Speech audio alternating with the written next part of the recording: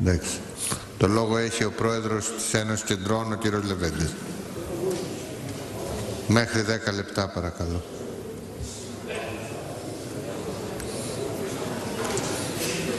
Μέχρι 10.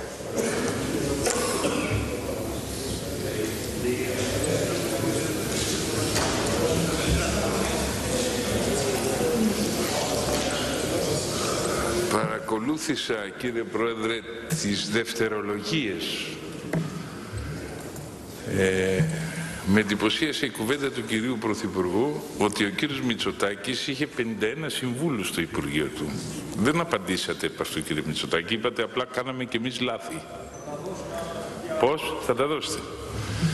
Θα ήταν ενδιαφέρον να μάθουμε από το 2000 και μετά πόσοι ακριβώς είναι οι επιστημονικοί σύμβουλοι, οι μετακλητοί, να μάθει και ο κόσμος. Γιατί λέτε ότι κόψατε κι εσείς, κύριε Πρωθυπουργέ, αλλά κόψατε και πού το πήγατε. Ενδιαφέρεται η Ελλάδα να μάθει πού το πήγατε. Η δε άποψη ότι επειδή είναι προσωρινή επιτρέπεται να είναι και συγγενολόγια, αυτή η άποψη, να πούμε μία παράβαση, δύο να τις καταλάβουμε, αλλά να διορίζει μανάδες κάποιος και... δεν υπήρχε μάνα. Δεν υπήρχε, ναι. Έκανα εγώ λάθος, ναι. Γράψαν οι εφημερίδες λάθος, ναι. Λοιπόν, καλό είναι να μάθουμε από το 2000 και μετά τι λαιλασία γίνεται και ποιοι την κάνουν. Να μάθει ο κόσμος και για τα χρήματα των κομμάτων. Γιατί έμαθα μια πληροφορία σήμερα για τα χρήματα των κομμάτων, ότι υπάρχει, λέει, ένας παλιός νόμος ότι πρέπει να παρακρατείται ένα χαρτόσημο 2,40%. Και ότι για το ΠΑΣΟΚ και τη Νέα Δημοκρατία αυτό, αν ισχύσει αναδρομικά, και θα το φέρουν στη Βουλή για να το σβήσουν, να ξέρετε, εντός των ημερών, είναι 40 εκατομμύρια ευρώ. Το ακούσατε? Όχι το πρόστιμο, έπρεπε από το 80 τόσο, όταν δινόντουσαν λεφτά στα κόμματα, να παρεκρατεί το 2,40% κάθε φορά. Δεν παρεκρατεί το. Τον βρήκανε τον νόμο και διεκδικεί το δημόσιο 2,40%. Για όλα τα κόμματα, ακόμη και για το ΚΚΕ, βγαίνουν μεγάλα ποσά. Λοιπόν, είναι γύρω στα 42 εκατομμύρια ευρώ τα λεφτά που διεκδικεί το δημόσιο για αυτά τα παλιά. Το ακούσατε ή δεν το ακούσατε? Και θα φέρουν τροπολογία, Πρόεδρε, για να τα γλιτώσετε. Μην μιλάτε διαδραστικά. Ναι, για να τα γλιτώσουν θα φέρουν τροπολογία. Από μένα το ακούσατε αυτό? Θα το δείτε εντός των ημερών. Θα το δείτε εντός των ημερών. Μου το εξομολογήθηκε κάποιος. Λοιπόν, ακούω εδώ, συνέχεια άκουσα όλες τις δευτερολογίες. Κατά τον κύριο Πρωθυπουργό η Νέα Δημοκρατία έσφαλε σε όλα. Κατά τη Νέα Δημοκρατία ο ΣΥΡΙΖΑ φταίει για όλα. Και η Ελλάδα, από τη Μακεδονία μέχρι την Κρήτη, είναι ηλίθιος ο κόσμος που διαμαρτύρεται με όλους σας. Είναι ηλίθιος αυτός ο κόσμος? Εσείς τον αγαπάτε τόσο πολύ και ο κόσμος, γιατί δεν τολμάτε να πάτε στα χωριά σας να δείτε τη Γλύκα? Και δεν πάτε, εσύ που είσαι λαλίστατος εκεί κάτω, σηκώνεις τα χέρια, πας στο χωριό. Λοιπόν, κύριε Παπαδόπουλε, παρακαλώ πολύ.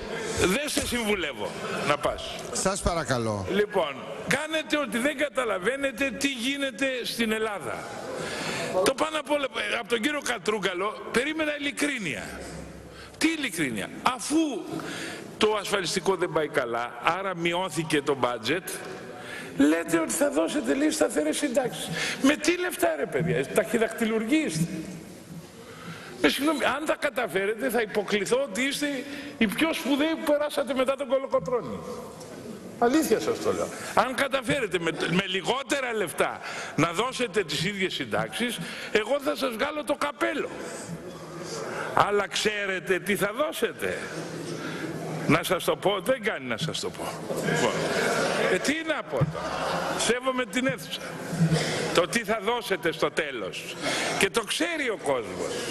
Αυτό τον κόσμο που του λέγατε ότι θα πάρει 13ο μισθό, που σε όλα τα παιδιά του τάζατε ότι θα τα βάλετε σε δουλειές, αυτό τον κόσμο τώρα τον βάζετε στο υδραυλικό πιεστήριο, να του πιείτε και το τελευταίο αίμα. Και αλήθεια θέλω να σας ρωτήσω, όταν ένας κόβει, ας πούμε είναι δικηγόρος και κόβει κάτι δελτία παροχής, πώς λέγονται, και κόβει ξέρω εγώ 100 ευρώ, πρέπει να δώσει τα 72.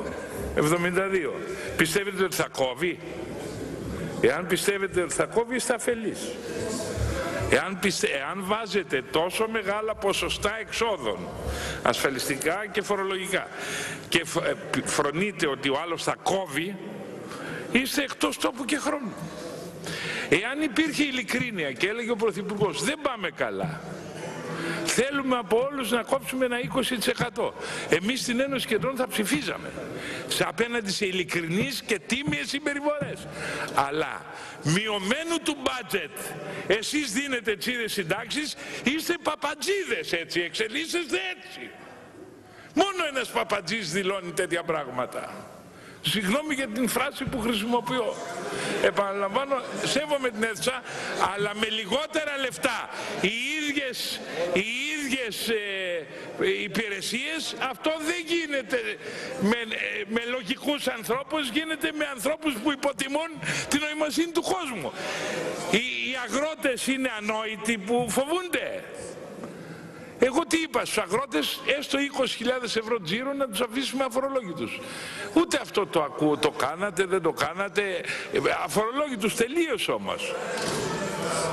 Έχει γίνει αυτό, έχει συμπεριληφθεί? Δεν έχει συμπεριληφθεί. Στους ελεύθερους επαγγελματίες πάλι σας παρακαλώ, κάντε την αγόρευσή σας σε πρώτο πρόσωπο. Μην απευθύνετε ερωτήματα συνεχώς, διότι λειτουργεί διαδραστικά μες στην αίθουσα και δεν είναι σωστό. Σοβαρά σας το λέω.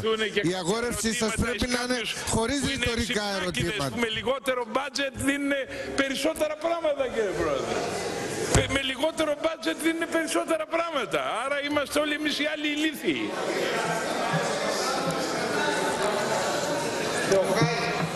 Λέτε, σε τίποτε δεν έχετε έναν αδίστακτο κομματισμό. Βλέπω με τι πάθος χειροκροτάτε τον αρχηγό σας. Γλύψιμο είναι αυτό, τι είναι? Τι είναι? Χωρίς να πούν τίποτα σπουδαίο τους χειροκροτάτε. Τι είναι αυτό?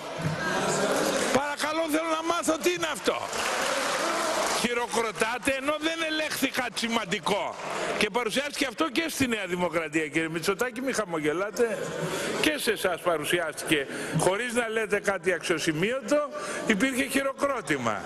Αυτό είναι πίστη προς το πρόσωπό σας. Θα δείτε πόσο πιστοί είναι όλοι στο μέλλον. Γιατί κάποιοι δεν προσέρχονται στην αίθουσα, το έχετε παρατηρήσει, κύριε Μητσοτάκη? Κάποιοι δεν προσέρχονται από το κόμμα σας στην αίθουσα. Έτσι, εγώ το παρατήρησα. Εγώ κάθομαι πίσω και παρατηρώ. Και βλέπω ότι κάποιοι δεν προσέρχονται επιμελώς στην αίθουσα. Ζητάμε... Μην με αναγκάσετε να σας επαναφέρω στην τάξη. Απλή αναλογική. Σας παρακαλώ. Ζητάμε απλή αναλογική. Και εσείς μιλάτε στο ΣΥΡΙΖΑ για ένα αναλογικότερο, λέει, σύστημα. Τι θα πει αναλογικότερο, δηλαδή? Για να καταλάβω, τι θα πει αναλογικότερο? Σταματήστε, παρακαλώ. Θα πει το μπόνους αντί 50 να είναι 30? Απλή αναλογική ξέρετε τι σημαίνει. Να μην σχηματίζεται κυβέρνηση αν δεν πάρεις 50% συν μία ψήφο. Αυτό είναι η απλή αναλογική. Θα το κάνετε? Θα το κάνετε? Υπομονή. Μέχρι πότε? Μέχρι να βγει ψυχή? Παρακαλώ, προχωρήστε, μέχρι κύριε Πρόεδρε. Μέχρι να βγει ψυχή μας κάνουμε υπομονή, κύριε Κουρουμπλή. Δεν θέλω να τα βάλω. Κύριε Κουρουμπλή, δεν το πάτε εσείς. Έλεος. Μα σας παρακαλώ. Απαλλάσσετε ο Κουρουμπλής. Δεν θέλω ένα νέο μέτωπο να ανοίξω. Η απλή αναλογική, όσο δεν γίνεται, συνεχίζεται τις επιδοτήσεις του πρώτου κόμματος. Και άκουσα, νομίζω, τον Πρωθυπουργό που είπε στο Τάικβοντό ότι θα προσπαθήσει ο κάθε ψηφοφόρος να είναι ισοδύναμος με τον άλλον. Το είπε στο Τάικβοντό. Χωρίς απλή αναλογική δεν γίνεται αυτό, κύριε Τσίπρα. Γιατί εσείς τώρα κυβερνάτε με 50 έδρες επιδότηση. Δηλαδή θα είχατε αντί 149 που έχετε, θα είχατε 99. Λάθος του το λέω? Δεν έχετε 50 πόντους? Λάθος το λέτε. Προχωρήστε κύριε Πρόεδρε. Λάθος το λέτε. Κάνω λάθος? Θα είχαν και 37% επί των 50. Προχωρήστε, είμαστε και μηχανικοί και οι δύο. Καταλαβαίνουμε. Έτσι. Θα είχαν περισσότερο. Πάμε παρακάτω. Πώς γίνεται το μπόνους? Δεν το κατάλαβα. Το μπόνους πώς γίνεται? Επί του μπόνους δεν θα φεύγαν οι έδρες από την Ελλάδα. Θα ήταν εδώ μέσα οι έδρες. Κατάλαβα. Αυτό. Κάποτε ο Καραμαλής, ο ιδρυτής της Νέας Δημοκρατίας, ο Καραμαλής, είχε πάρει 217 έδρες με το 53%. Με το 53% ξέρετε πόσο έπρεπε να πάρει? 156. Και πήρε 217. Είχε από τότε το μπόνους ο Καραμαλής. Γύρισε με μπόνους από το Παρίσι και επειδή είναι πολύ βολικό το μπόνους, το βρήκε και ο Ανδρέας Παπανδρέου που είχε υποσχεθεί την απλή αναλογική και το συνέχισε, και δεν βλέπω άλλα κόμματα που έπρεπε να αγωνίζονται λίγο για απλή αναλογική όπως το ΚΚΕ. Δεν το βλέπω να το λέει συχνά. Τελειώνουμε. Θέλω να πιστεύω ότι το πρεσβεύουν βέβαια, αλλά δεν τους βλέπω να πιέζουν. Θέλω να απαντήσω και στην κυρία Γεννηματά, παρότι λείπει. Προτείνει εξεταστική επιτροπή για το πώς πτωχεύσαμε. Κύριε Πρόεδρε, έχει τελειώσει το δεκάλεπτο. Στην Ελλάδα που δεν ξέρουν πώς πτωχεύσαμε? Με τους διορισμούς, τις κλεψιές, τα έσκη, τα οποία γινόντουσαν επί χρόνια. Έτσι δεν πτωχεύσαμε? Και τώρα ο ΣΥΡΙΖΑ πήρε τις παρανομίες του ΠΑΣΟΚ, τις πήρε ο ΣΥΡΙΖΑ, μετακόμισαν, και είναι ευπρόσδεκτοι βέβαια, διότι σας έφεραν στην εξουσία. Στην εξουσία μπορεί να ήρθατε, η ιστορία όμως θα γράψει ότι μετακόμισε ένα κόμμα σκανδάλων σε εσάς για να έρθετε στην εξουσία, ενώ η Ένωση Κεντρών θα παλέψει να έρθει τίμια στην εξουσία. Ευχαριστούμε κύριε. Παρακαλώ πολύ. Παρακαλώ πολύ. Αλλά με λιγότερα λεφτά, οι ίδιες υπηρεσίες. Αυτό δεν γίνεται με λογικούς ανθρώπους, γίνεται με ανθρώπους που υποτιμούν την νοημοσύνη του κόσμου. Οι αγρότες είναι ανόητοι που φοβούνται. Εγώ τι είπα στους αγρότες? Έστω 20.000 ευρώ τζίρο να τους αφήσουμε αφορολόγητους. Ούτε αυτό το ακούω. Το κάνατε, δεν το κάνατε? Αφορολόγητους τελείως όμως. Έχει γίνει αυτό? Έχει συμπεριληφθεί? Δεν έχει συμπεριληφθεί. Στους ελεύθερους επαγγελματίες πάλι σας παρακαλώ, κάντε την αγόρευσή σας σε πρώτο πρόσωπο. Μην απευθύνετε ερωτήματα συνεχώς, διότι λειτουργεί διαδραστικά μες στην αίθουσα και δεν είναι σωστό. Σοβαρά σας το λέω. Η αγόρευσή σας πρέπει να είναι χωρίς ρητορικά ερωτήματα. Με λιγότερο μπάτζετ δίνουν περισσότερα πράγματα, κύριε Πρόεδρε. Με λιγότερο μπάτζετ δίνουν περισσότερα πράγματα. Άρα είμαστε όλοι εμείς οι άλλοι ηλίθιοι.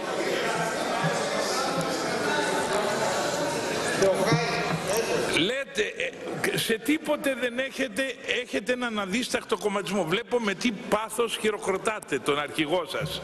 Γλύψιμο είναι αυτό? Τι είναι? Τι είναι? Χωρίς να πούν τίποτα σπουδαίο τους χειροκροτάτε. Τι είναι αυτό? Παρακαλώ, θέλω να μάθω τι είναι αυτό. Χειροκροτάτε ενώ δεν ελέγχθη κάτι σημαντικό. Και παρουσιάστηκε αυτό και στη Νέα Δημοκρατία, κύριε Μητσοτάκη, μη χαμογελάτε. Και σε εσάς παρουσιάστηκε. Χωρίς να λέτε κάτι αξιοσημείωτο, υπήρχε χειροκρότημα. Αυτό είναι πίστη προς το πρόσωπό σας. Θα δείτε πόσο πιστοί είναι όλοι στο μέλλον. Γιατί κάποιοι δεν προσέρχονται στην αίθουσα, το έχετε παρατηρήσει, κύριε Μητσοτάκη? Κάποιοι δεν προσέρχονται από το κόμμα σας στην αίθουσα. Έτσι, εγώ το παρατήρησα. Εγώ κάθομαι πίσω και παρατηρώ. Το ασφαλιστικό δεν πάει καλά, άρα μειώθηκε το budget. Λέτε ότι θα δώσετε λίγο σταθερές συντάξεις. Με τι λεφτά ρε παιδιά? Ταχυδακτηλουργείστε. Συγγνώμη, αν τα καταφέρετε θα υποκληθώ ότι είστε οι πιο σπουδαίοι που περάσατε μετά τον Κολοκοτρώνη. Αλήθεια σας το λέω. Αν καταφέρετε με λιγότερα λεφτά να δώσετε τις ίδιες συντάξεις, εγώ θα σας βγάλω το καπέλο. Αλλά ξέρετε τι θα δώσετε? Να σας το πω? Δεν κάνει να σας το πω. Τι να πω τώρα. Σέβομαι την αίθουσα. Το τι θα δώσετε στο τέλος. Και το ξέρει ο κόσμος. Αυτό τον κόσμο που του λέγατε ότι θα πάρει 13ο μισθό, που σε όλα τα παιδιά του στάζατε ότι θα τα βάλετε σε δουλειές, αυτό τον κόσμο τώρα τον βάζετε στο υδραυλικό πιεστήριο, να του πιείτε και το τελευταίο αίμα. Και αλήθεια θέλω να σας ρωτήσω, όταν ένας κόβει, ας πούμε είναι δικηγόρος και κόβει κάτι δελτία παροχής, πώς λέγονται, και κόβει, ξέρω εγώ, 100 ευρώ, πρέπει να δώσει τα 72. Πιστεύετε ότι θα κόβει? Εάν πιστεύετε ότι θα κόβει, είστε αφελείς. Εάν βάζετε τόσο μεγάλα ποσοστά εξόδων, ασφαλιστικά και φορολογικά, και φρονείτε ότι ο άλλος θα κόβει, είστε εκτός τόπου και χρόνου. Εάν υπήρχε ειλικρίνεια και έλεγε ο Πρωθυπουργός δεν πάμε καλά, θέλουμε από όλους να κόψουμε ένα 20%, εμείς στην Ένωση Κεντρών θα ψηφίζαμε απέναντι σε ειλικρινείς και τίμιες συμπεριφορές. Αλλά μειωμένου του μπάτζετ εσείς δίνετε τσίδες συντάξεις, είστε παπατζίδες, έτσι εξελίσσεστε έτσι. Μόνο ένας παπατζής δηλώνει τέτοια πράγματα. Συγγνώμη για την φράση που χρησιμοποιώ. Επαναλαμβάνω, σέβομαι την αίθουσα και βλέπω ότι κάποιοι δεν προσέχονται επιμελώσεις στην αίθουσα. Μην με αναγκάσετε να σας επαναφέρω στην τάξη. Απλή αναλογική. Σας παρακαλώ. Ζητάμε απλή αναλογική. Και εσείς μιλάτε στο ΣΥΡΙΖΑ για ένα αναλογικότερο, λέει, σύστημα. Τι θα πει αναλογικότερο δηλαδή? Για να καταλάβω, τι θα πει αναλογικότερο? Σταματήστε παρακαλώ. Θα πει το μπόνους αντί 50 να είναι 30? Απλή αναλογική ξέρετε τι σημαίνει. Να μην σχηματίζεται κυβέρνηση αν δεν πάρεις 50% συν μία ψήφο. Αυτό είναι η απλή αναλογική. Θα το κάνετε? Θα το κάνετε? Υπομονή. Μέχρι πότε? Μέχρι να βγει ψυχή? Παρακαλώ προχωρήστε κύριε Πρόεδρε. Μέχρι να βγει ψυχή μας κάνουμε υπομονή, κύριε Κουρουμπλή. Δεν θέλω να τα βάλω. Κύριε Κουρουμπλή, το είπατε εσείς. Έλεος. Μα σας παρακαλώ. Απαλλάσσετε ο Κουρουμπλής. Δεν θέλω ένα νέο μέτωπο να ανοίξω. Η απλή αναλογική, όσο δεν γίνεται, συνεχίζεται τις επιδοτήσεις του πρώτου κόμματος. Και άκουσα νομίζω τον Πρωθυπουργό που είπε στο Τάικβοντό ότι θα προσπαθήσει ο κάθε ψηφοφόρος να είναι ισοδύναμος με τον άλλον. Το είπε στο Τάικβοντό. Χωρίς απλή αναλογική δεν γίνεται αυτό, κύριε Τσίπρα. Γιατί εσείς τώρα κυβερνάτε με 50 έδρες επιδότηση. Δηλαδή θα είχατε αντί 149 που έχετε, θα είχατε 99. Λάθος του το λέω? Δεν έχετε 50 πόντους? Λάθος το λέτε. Προχωρήστε κύριε Πρόεδρε. Λάθος το λέτε. Κάνω λάθος? Θα είχαν και 37% επί των 50. Προχωρήστε, είμαστε και μηχανικοί και οι δύο. Καταλαβαίνουμε. Έτσι. Θα είχαν περισσότερο. Πάμε παρακάτω. Πώς γίνεται το μπόνους? Δεν το κατάλαβα. Το μπόνους πώς γίνεται? Επί του μπόνους δεν θα φεύγαν οι έδρες από την Ελλάδα. Θα ήταν εδώ μέσα οι έδρες. Κατάλαβα. Αυτό. Κάποτε ο Καραμαλής...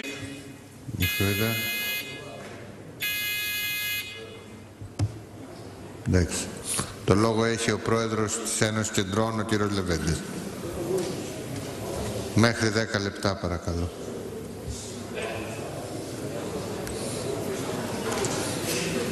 Μέχρι 10.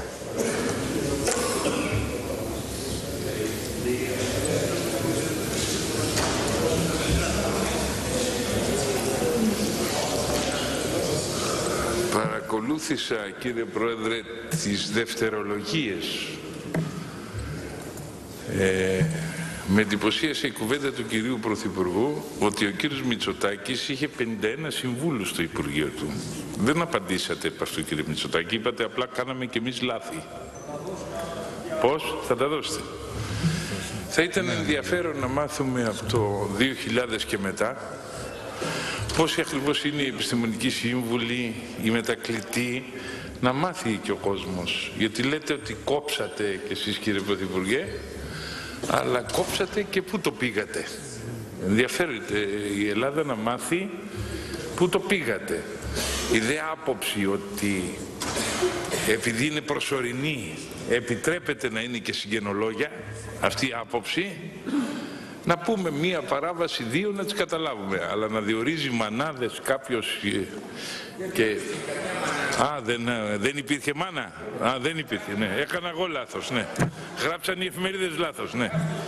Λοιπόν, καλό είναι να μάθουμε από το 2000 και μετά τι λαιλασία γίνεται και ποιοι την κάνουν. Να μάθει ο κόσμος και για τα χρήματα των κομμάτων. Γιατί έμαθα μια πληροφορία σήμερα για τα χρήματα των κομμάτων, ότι υπάρχει, λέει, ένας παλιός νόμος ότι πρέπει να παρακρατείται ένα χαρτόσημο 2,40%.